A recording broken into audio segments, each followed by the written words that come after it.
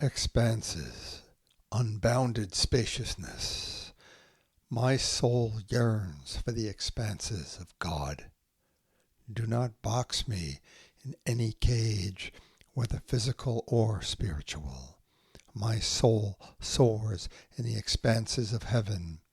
The walls of my heart cannot contain her, nor can walls of religious practice, morality, logic, or etiquette. She soars above all these and flies above everything that may be called by any name, above all pleasure, all sweetness and beauty, above all that is exalted or noble. I am lovesick.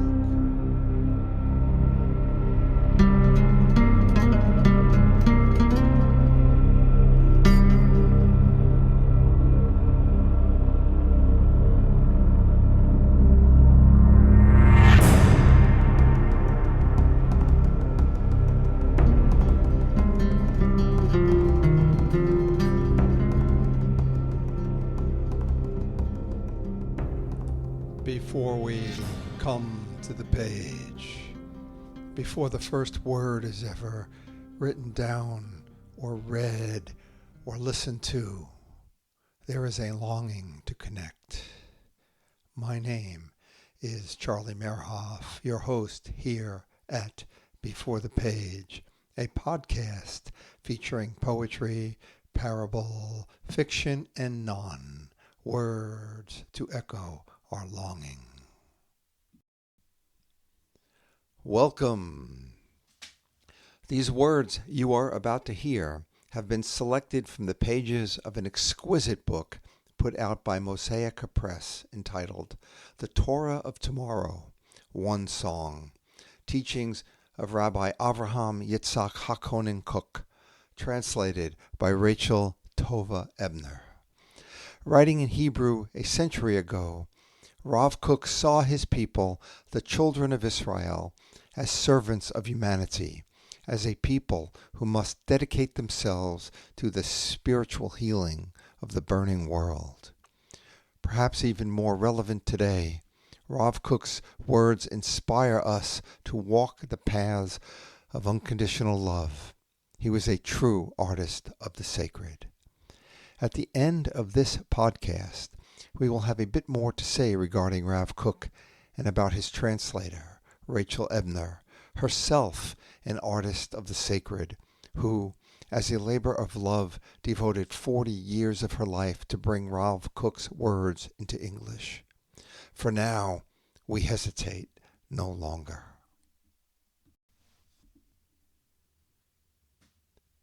Seeing beyond difference in its meaning for man.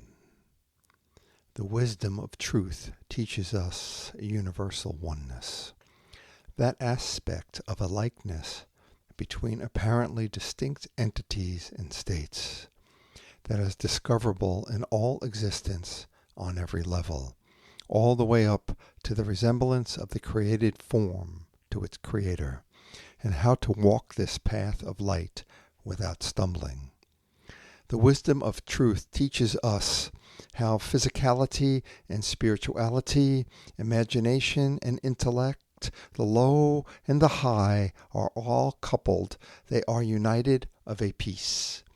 And above all, the wisdom of truth teaches us the value of the phenomena of our life in the universe, in the entirety of creation, the spirit of man in his process of risings, by means of clarified consciousness and an elevated will, cleansed and mature, rising to the point of being able to assert his will over the universe because of the might and the importance of the former.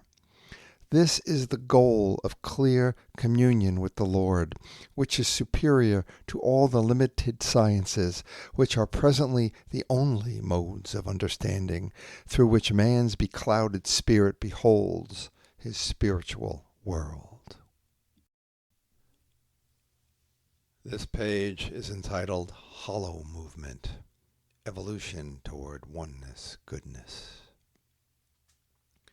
The doctrine of evolution, which is currently conquering the world, corresponds to the cosmic secrets of Kabbalah more than any other philosophical teachings.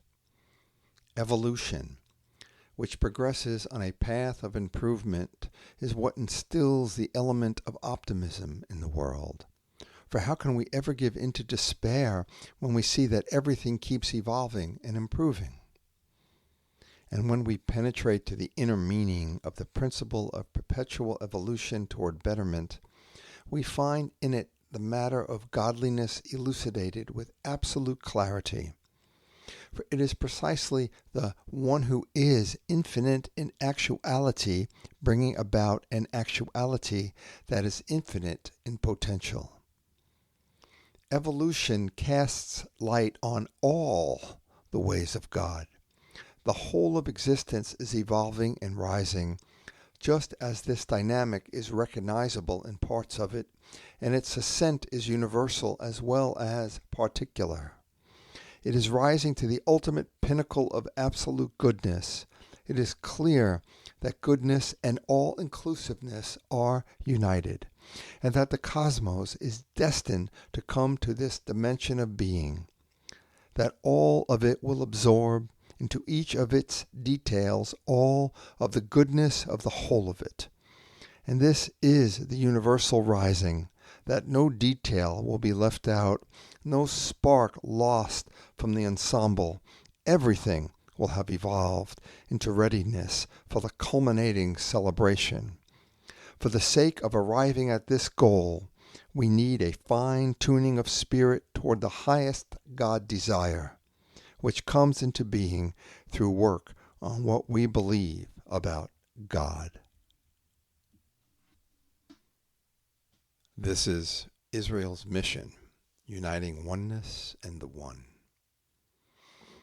Declaring the name of one God aspires to reveal the oneness of the world, of humankind, of nations, and of everything that existence contains, with no split between acts and ideas, intellect and imagination.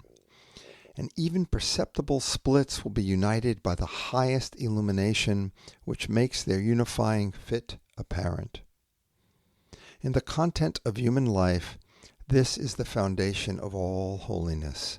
In spiritual life, this is the light everlasting, living the earthly moment and eternity at once. This is the most magnificent of all the huge thoughts that human thought power can think, which reveals itself gradually inside a person by means of every talent for spiritual discovery that he has, leading to the peak of divine revelation as a mode of mind and knowing God face to face.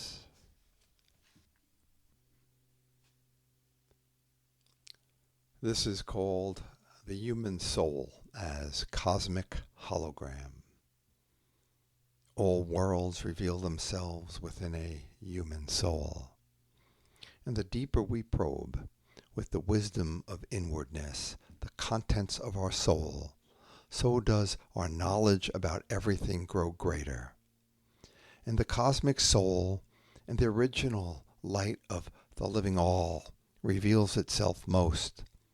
The more that this world discovery expands within the interiority of the soul itself, to the point that Godlight shines forth to the person in measure with the extent of his looking into his own soul.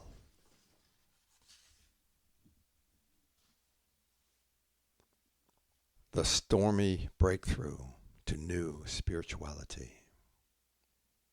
We know from the unbroken chain of secretly transmitted wisdom that there will be a spiritual rebellion in the land of Israel and within the Jewish people in the era during which the beginning of our national renaissance stirs into emergence. The material ease that a part of the nation will enjoy, and also imagine that it means that they have already arrived at their final goal, will trivialize the soul. And there will come days about which you will say, I want none of them. Aspiration toward lofty and holy ideals will completely disappear, and, as a result, the human spirit will decline and regress. This will last until a tornado hits, swirling up revolutionary change. And then it will become clearly evident that the strength of the Jewish people lies in eternal holiness, in God's light, in His Torah, in our desire for spiritual light, which is the perfect power that orchestrates all worlds and all their forces. What makes this rebellion necessary is a tendency toward materialism, which will necessarily emerge in the totality of the Jewish people in an aggressive form after so many long epochs have passed, during which the nation as a whole was totally stripped of the need and possibility of engaging with the material world. And when this tendency toward materialism gets born, it will stomp furiously and spin off storms. And these storms themselves are the birth pangs of the Messiah, which will perfume the whole world through their pain. Becoming an everythingist. When our education about the divine is meager, then the picture of the divinity that we imagine is also small. And because every theology explains the infinite tininess of man relative to the divine, one cannot imagine the extent to which the human being is made into a lowly and powerless creature by a fear of heaven that is devoid of knowledge. So how can a person acquire the ability to imagine divine enormity in such a way that his own unique pattern of soul splendor will not be obliterated but expanded? By expanding his faculty of knowing, by liberating his imagination and giving his thought free flight, by coming to know the world and life through the wealth of feeling in all existence, to which end he truly needs to become familiar with all the wisdoms of the world, and all theories of life, and all the various cultural paths, and the ethical and religious content of every nation and language, and with greatness of spirit he will know how to purify them all.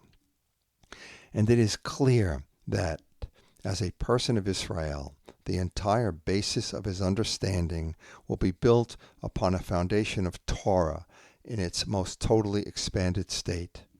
And let him constantly make effort to keep his road from narrowing and to keep his opinions from becoming forced and choppy, rather than progressively widening and on a confident path.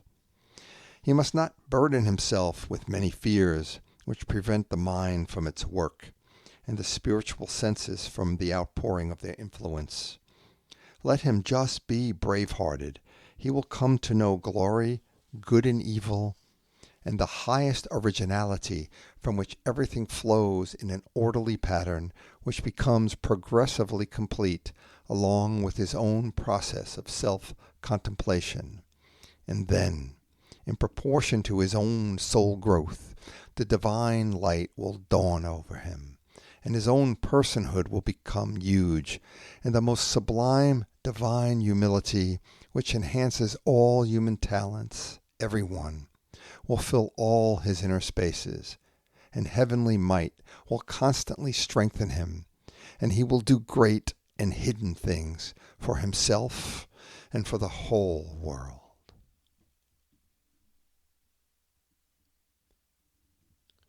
Skipping too quickly beyond our true spiritual level. On every level of understanding and within every conception of the world, there is a treasure trove of holiness. And when a person leaps and flies at great speed beyond his own level, he then deprives himself of the holy content of the lower levels, which suit him spiritually. But he cannot yet attach himself firmly to the higher levels, because they are too spiritual for him. For this reason, he must turn back in penitence, with broken-heartedness and joy, to the levels he left behind. Nonetheless, let him not forget the impression the higher levels made on him, for since he did rise, he will not descend from now on, and then everything will be turned into good. Faith in your unique enlightenment. The person who has become capable of seeing the hidden lives in belief of the hidden. And to him the revealed is but a faint reflected glow of the hidden, which radiates its huge teaching in a lightning flash. And this hidden enlightenment is unique in each person in a form unique to him. It is bound up with the person's unique selfhood, which is never duplicated or repeated in any way. And it cannot be passed on to another in any utterance or explanation. They shall be yours alone. And that tzaddik lives by his belief means precisely that he lives by his own belief. And it is out of this radiant belief of his own which readies for him his own separate Eden, that he emerges to stroll in God's courtyards, where giving and receiving are permitted, and his wisdom mingles with mankind. Your wellsprings disperse outward water-laden streams, pouring into the public plazas, and these streams become as wide as rivers, flowing from the great sea of the great faith hidden in the depths of his heart, and to places where these rivers arise is where they continuously return. A footnote to what was just read. A tzaddik. A tzaddik is usually translated as a righteous person, meaning one who keeps all the commandments diligently and who has elevated personal characteristics. Rav Kook is introducing us to the highest kind of tzaddik, who looks a lot like you.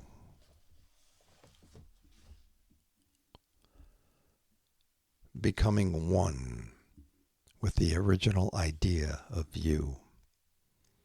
The inner self-essence of the soul who is musing, who is living true spiritual life, needs absolute inner freedom.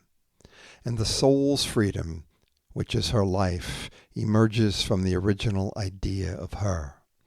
For this is the soul's innermost spark, which is intensified and kept ablaze by the God Spirit that fans it.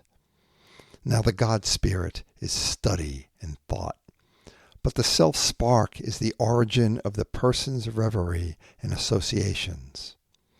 And if this self-spark is not given a place to shine with its own light, then anything it takes in from the outside won't do any good. The spark must be guarded in its pure state, and that innermost thought, God's original idea of you, in its deepest truth, in its greatness and majesty, must awaken. This holy spark cannot be extinguished by any teaching or any deed. The inner union of the soul with her own inner content, this is the sublime enormity of the seed of divine light, light sown for the tzaddik, for whom there will bud and blossom forth the fruit of the tree of life. Looking at the non-holy through the lens of holiness. One of the aims of revealing the secrets of Torah in the world is to teach us to look at the not holy through the lens of holiness, in order to know that, in truth, there is nothing in the world that is absolutely devoid of holiness. And corresponding to this, all our standards of holiness are the equivalent of not holiness compared to the light of the highest holiness, an infinite source. And as a result of this new way of seeing and understanding, these categories of holy and not holy move closer together, and the unity of all worlds stands out in clear relief. and the spirit of man grows more magnificent, and his deeds become more glorious, grounded in the higher life. Beginnings. We must constantly start from our beginning, from the earliest thoughts of our childhood, clarifying them and refining them, and extracting with purity and courage the goodness and the light that is within them. We must not belittle simple thoughts. Actually, these very thoughts stand ready to illuminate our paths more than all those thoughts that we imagine to be lofty and exalted. Claiming my destiny. It is not by chance that I feel delight and satisfaction when interacting with the divine mysteries expansively and freely. On the contrary, it is the core nature of my soul. This is my main purpose. All the roles of my other talents, practical and intellectual, are only of secondary importance to who I truly am. I must find my job in my innermost spaces, not in the approval of people, and not in any career, whatever it may be.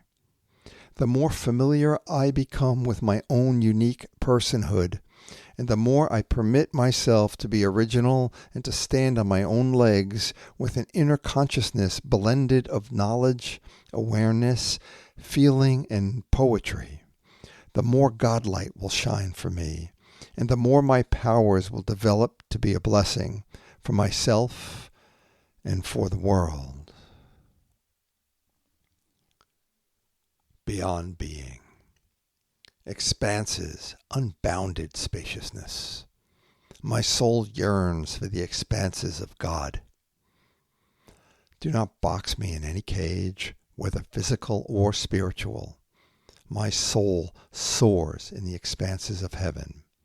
The walls of my heart cannot contain her, nor can walls of religious practice, morality, logic, or etiquette. She soars above all these and flies above everything that may be called by any name, above all pleasure, all sweetness and beauty, above all that is exalted or noble. I am lovesick. The fire of holiness. The fire of holiness that is hearthed in my heart. My blazing, unceasing desire for the living Lord that is within its inner space must be recognized by me as a huge and powerful talent.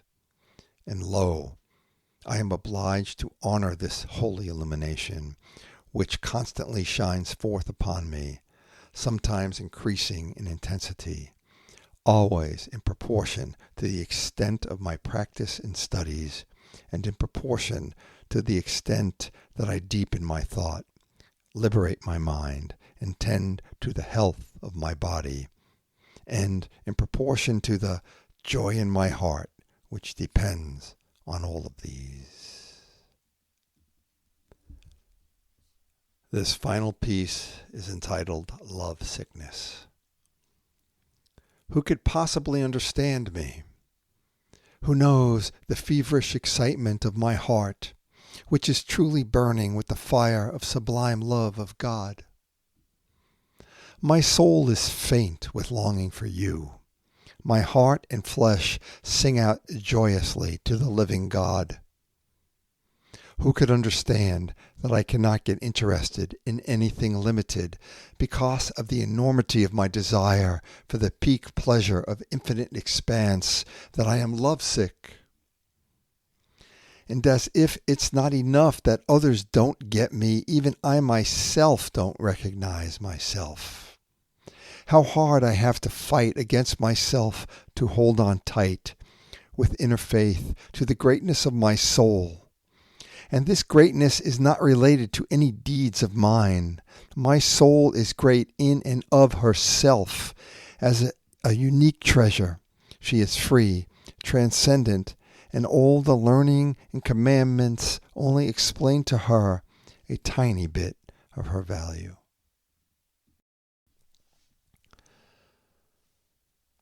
Thank you all so much for listening. Again, you just heard selections from the Torah of Tomorrow, one song, teachings of Rabbi Avraham Yitzhak Hakonen Kook, translated by Rachel Tova Ebner. Exquisite publication put out by MosicaPress. Mosaica really did a beautiful job. They have Rav Kook's Hebrew on pages facing the English translations. And if you are interested in this book, go to MosicaPress.com. That's MosicaPress.com. From humble beginnings in Lithuania, Rav Kook went on to become the first Ashkenazi chief rabbi in the British Mandate for Palestine. He was an Orthodox Jew, yet he had no qualms about embracing the non-observant. A brilliant scholar, Rav Kook danced with field hands in the fields. He was a Zionist, armed with an olive branch in each hand. Rachel Ebner grew up in an atmosphere of learning and deep study. Her father, a professor of Semitic languages at Yeshiva University, encouraged Rachel to always ask questions.